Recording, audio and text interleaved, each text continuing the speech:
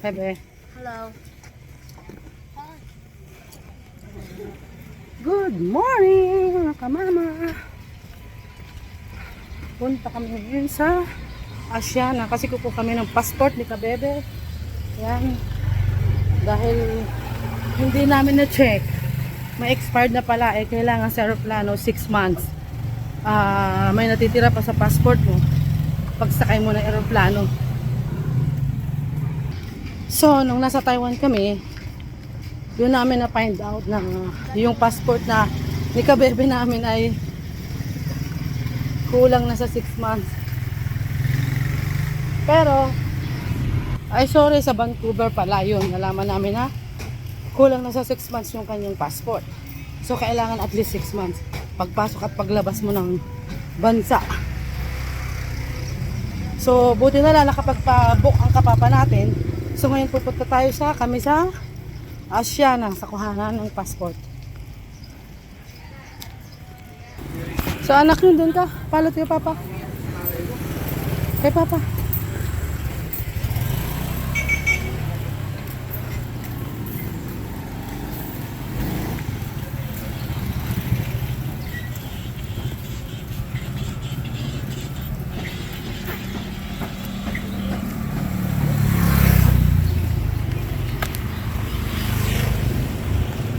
Ang galing mo. Sarap naman yun.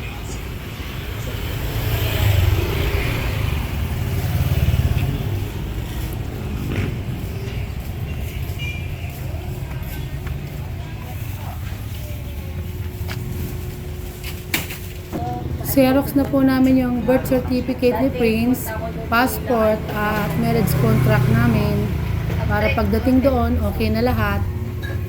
Hindi ko napaprint yung sa passport ko. Hindi ko kasi alam, nakalimutan at saka nakalimutan ko din talaga magpasala yung email. Hinahanap sa akin pagdating sa loob. Ano ba yun?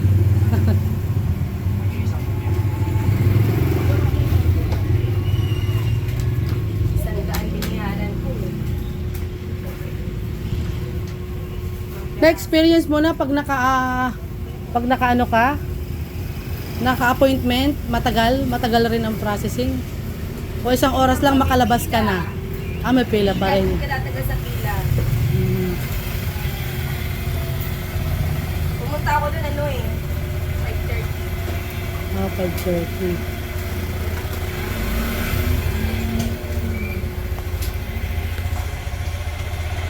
Bili ka anak ng mas, 3. Pink sa akin anak, pink. Or green sa'yo anak ko. Kay papa is blue. Green sa'yo, pink sa akin, papa is blue. Ito anak ko sa akin. Ay, isa-isa lang yung single. Okay. Dito lang tayo sa single. Dito na lang ako sa orange. Yan. Oh, red. Kasi naka-red ako. So, si papa is blue. Yan. Orange si Papa. O sige, it's up to you. Magkano isa?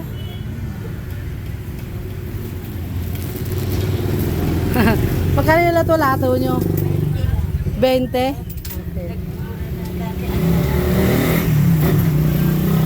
Bago na lang tayo bumili pagka ano. Ito anak yung magandang suklay. Magkano yung suklay na to? 15. Oh. Bago na lang ako bibili niyan dito. Gusto ko niyan. Babalik ako. Oh.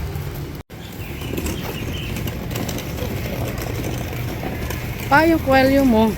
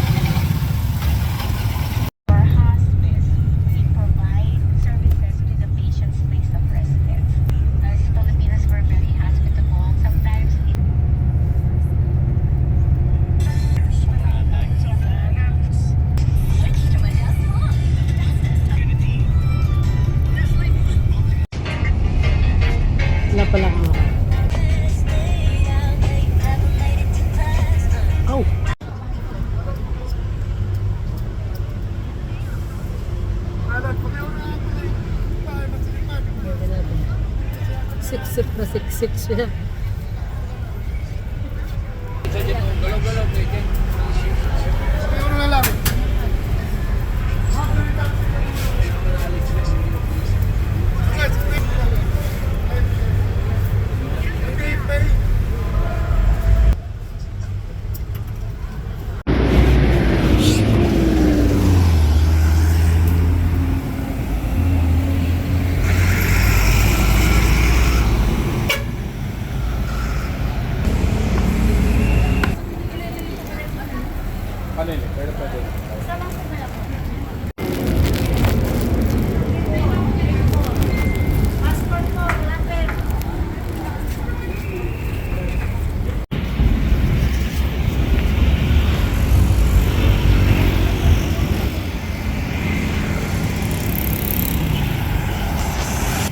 Nako mga kamama, bigo tayo.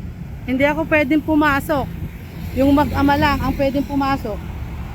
Maghihintay ako ng napakatagal. Wala namang waiting area sila.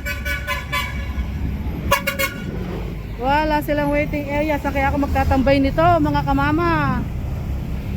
Si Bebe nandun na sa loob at saka si Kapapa kumukuha ng passport. Pero ang appointment nila ay 11 pa.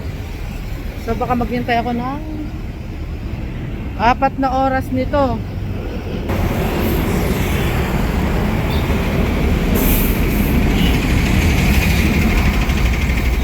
Nandito tayo sa DFA Asiana.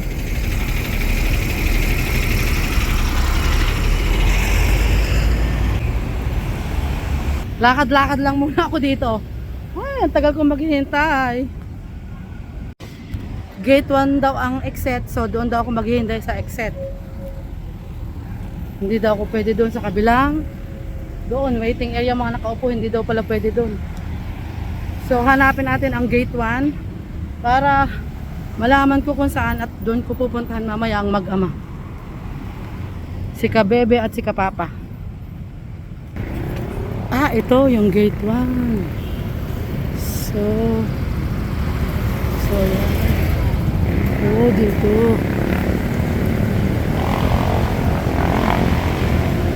So yan ang gate 1. Dito ako maghihintay sa dalawa. So mga kamama, pumasok muna tayo ng McDo at kakain muna tayo habang naghihintay sa mag-ama.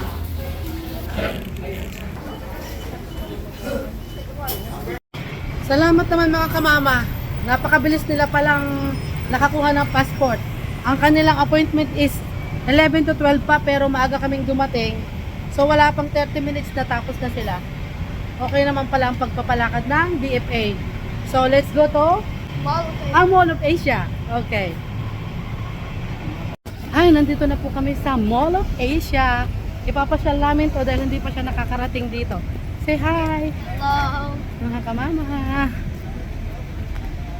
Pagkatapos namin kumuha ng passport, pasyal namin si Prince. So yan. Yun. Maganda kasi maaga kami nakakuha. Wala pa sa appointment. Pinapasok na yung mag-ama. So wala pang 30 minutes pa yun.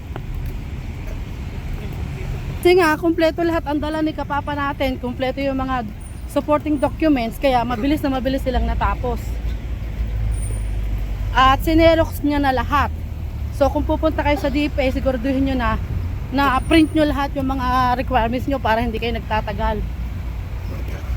Kasi pag doon pa kayo magpapaserox, isa, mahal pa. So sa labas, mas mura-mura. Kailangan ipaserox nyo lahat ang mga dokumento. Nandito kami ngayon sa Mall of Asia. Ha? Kaya nga. Pasyal ka na dito. Ito yung sinasabi sa'yo ni Papa. Kasi hindi pa po siya nakapasyal dito. Kasi doon nga po siya lumaki sa Canada.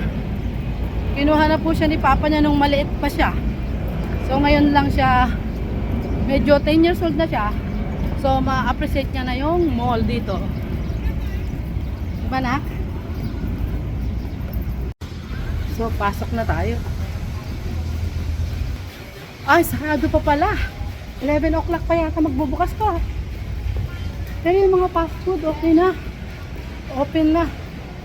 Maaga nga Maaga kami nakarating dito. Sarado pa. Kasi nga maaga kaming natapos.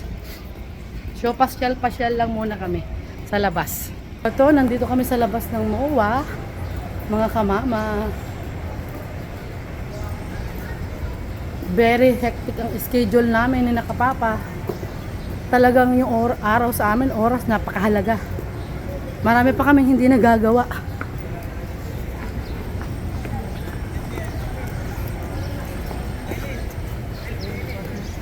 So yung binayaran nga po pala ni Kapapa, 1,250. Expedite yon. 1 week lang. Marirelease na. So 9:30 daw magbubukas. 10:30. Ito pala yung store hours. Yan. Yun yung tama. So yan. Lakad-lakad lang habang wala pang alas 10.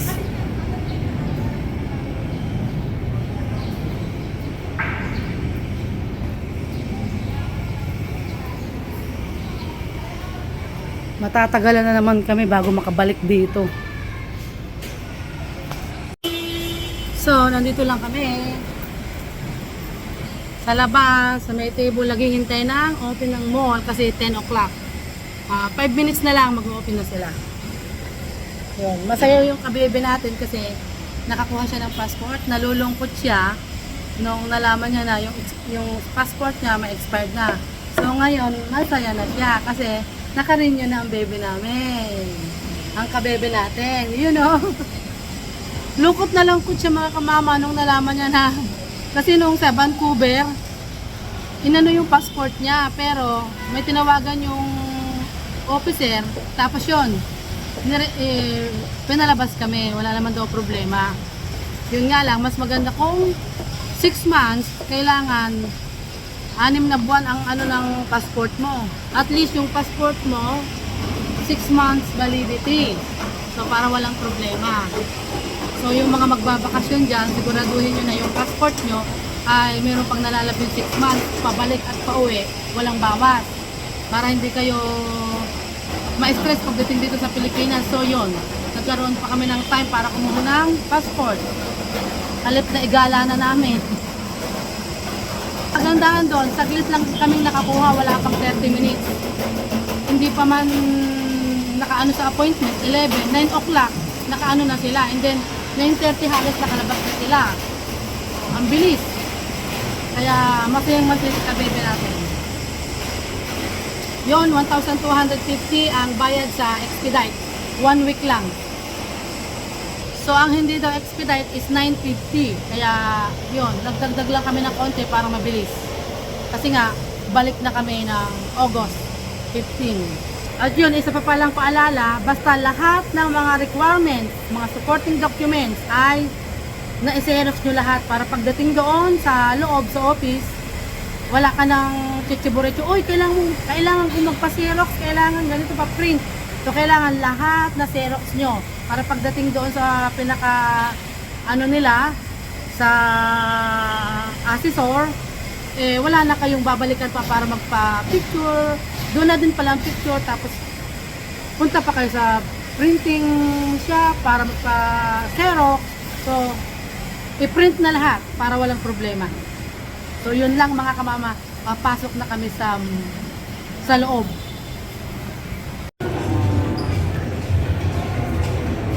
Kultura.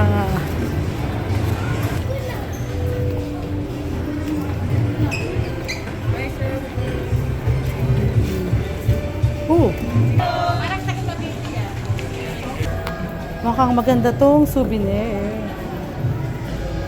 Try natin. Ano tong isa? Oh, chopstick naman siya.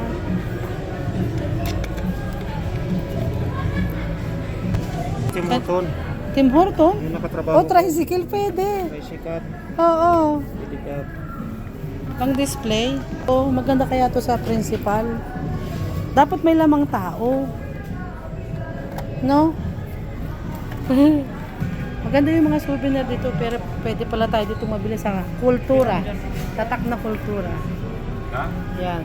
Ang ganda naman ito. Ang sarap naman iregalo nito. Masyado lang mahal. Ang ganda ng mga bilihin dito sa kultura. Mga gawang Pinoy talaga. May mga tatak na Philippines. Philippines ang mga nakatatak.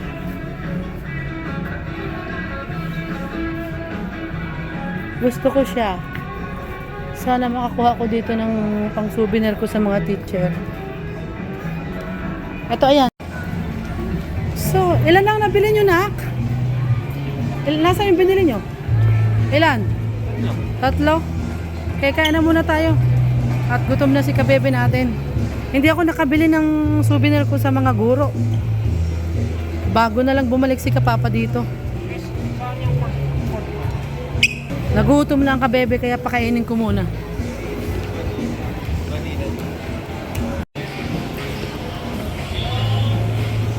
Mga suitcase. Ang suitcase 9,000. Orange body. Ano pastel. The Body Shop.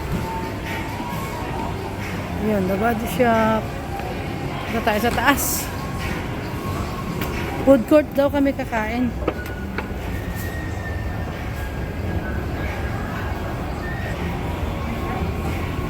Sarap maggala-gala dito sa Mall of Asia. Kaso sobrang mahal ng bilihin. Grabe. Hindi pa gaanong maraming tao kasi maaga pa.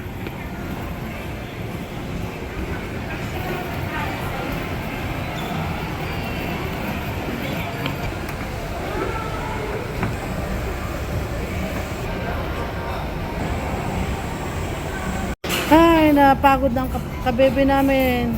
Feel dizzy daw siya. Upo muna.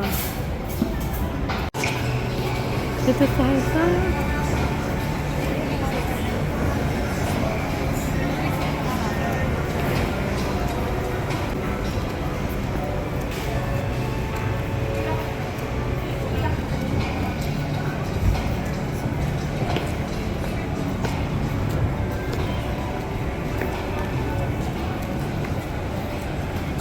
konti pa lang ang tao.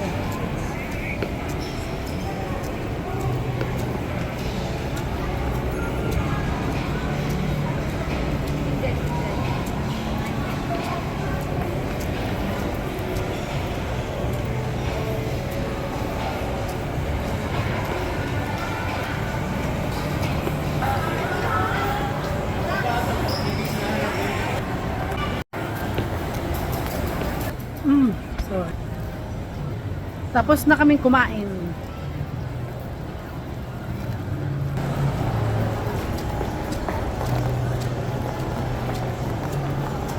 Uwi na po kami siguro kasi si Bebe kumain na siya pero na hihilo pa rin siya. Kaya siguro uwi na po kami mga kamama.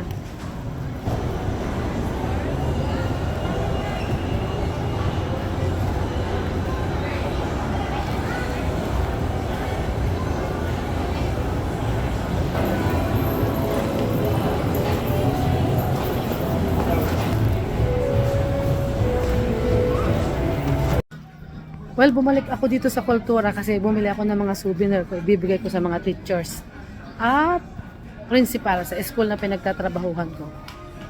Ako yan. Para sa aking principal. Ballpen. May mga nakalagay na Philippines. Ito naman sa mga teachers. Souvenir magnet inilalagay sa rep. So yun. Patingin yung sa ballpen. Yan.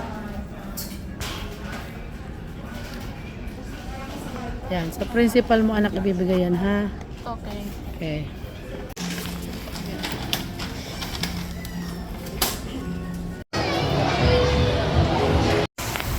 Nak! Uwi na tayo. Uuwi na tayo! Ha?